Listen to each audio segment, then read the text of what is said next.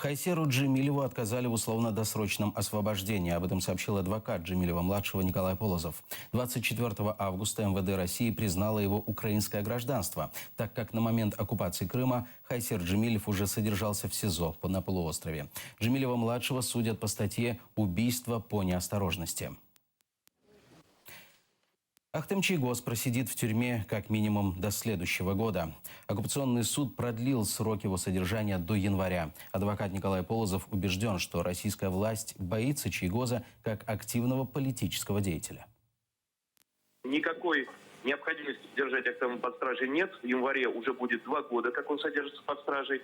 Прежде всего это направлено на то, чтобы он не осуществлял никакую политическую деятельность, никакую общественную деятельность на территории Крыма. Российская власть боится его как активного представителя Меджлиса крымско-татарского народа и таким образом старается максимально изолировать его от остальных. Даже сам судебный процесс проходит фактически в его отсутствие.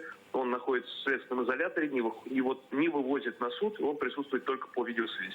Что касается дела Ахтема Чийгоза, то мне кажется, что приговор уже предрешен. Его судьбу может изменить только сильное внешнеполитическое давление на Кремль. После запрета Меджлиса будет новая волна репрессий. По сути, все члены Меджлиса теперь объявлены вне закона. Они по российским законам являются экстремистами.